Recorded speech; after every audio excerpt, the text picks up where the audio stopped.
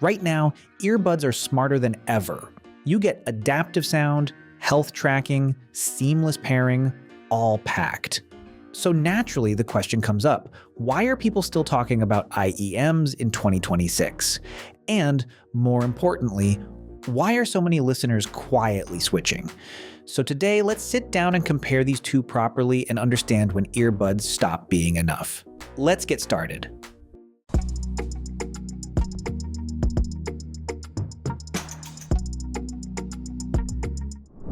First, let's talk about how these are actually built, because this is not just a wired versus wireless thing. Earbuds today are extremely advanced, but they still follow a simple structure. Most of them rely on a single dynamic driver. That one tiny speaker handles bass, mids, and treble all at once. Companies tune it carefully so it sounds exciting and full. And to be fair, they do a great job. That is the Sony WF-1000XM6 scores so high in sound quality and still keeps things fun and punchy. Now compare that with IEMs and the mindset changes completely. Take something like the Westone Audio Mach 60 or even something more accessible like the Linsol KZ ZS10 Pro. You are not dealing with one driver. Instead, you are dealing with 6 drivers in each ear. And they are not just stacked for marketing. Each one handles a specific part of the frequency range.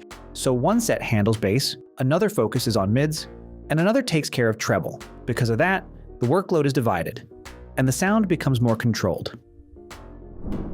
Now let's move into something that actually matters more than drivers. And that is fit.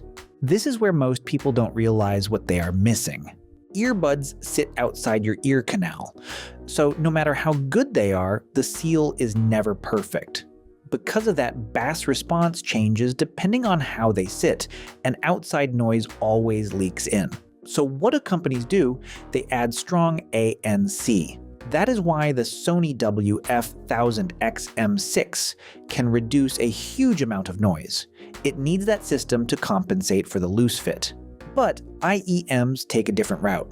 They go inside your ear canal and create a seal. Now once that seal is right, everything changes. You get passive isolation, often around 20 to 40 decibels. That means noise is reduced without any processing, without any battery, and without any artificial filtering. And here's the part that really matters. Because outside noise is reduced naturally, you do not need to increase volume to hear details, so over time, your ears feel less tired.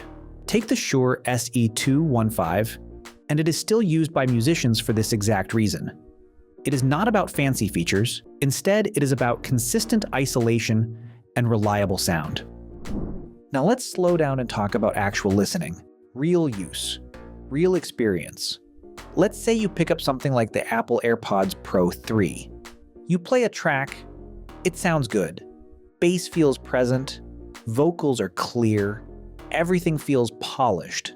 But now imagine switching to something like the Moondrop Blessing 3, Sennheiser IE200, or even something like the Letshuoer S12 Ultra. At first it might not even feel more exciting. In fact, it might feel a bit less boosted. However, as you keep listening, you start noticing small things. You hear space between instruments. You hear how vocals sit slightly forward or slightly back depending on the mix. You hear texture in bass instead of just impact. And slowly, it starts to feel more real. So we are not talking about louder bass or brighter treble. Instead, we are talking about accuracy. Now, let's bring in another angle. Convenience, because this is where earbuds completely dominate. You take your Apple AirPods Pro 3 and everything works together. Calls are clean, you switch devices instantly, you get spatial audio, you even get health tracking features now. There is no setup, there is no thinking. Now compare that with IEMs, you have a cable. You might need a dongle or DAC. There is no ANC. There are no smart features. So we have to be honest here. If your day is filled with calls, meetings, or movement, earbuds make more sense. IEMs are not trying to replace that. So now we come to the real turning point. When do you actually switch? Let's make this very real. If you mostly listen to music while doing other things, earbuds are enough. You will not feel the need to change. However, if you ever sit down just to listen, not scroll, not work, just listen, that is where things start to shift. Also, if you feel like you keep raising the volume to get more detail, that is a sign your current setup is not giving you proper clarity. And once you try a properly sealed IEM, even something like the Soundbrenner Wave or Crin-Ear Daybreak, you start to understand what you were missing. There is also a value discussion here, and this one is hard to ignore. In 2026, a $100 to $200 IEM can compete with or even beat a $300 earbud in pure sound quality. Not features, just sound.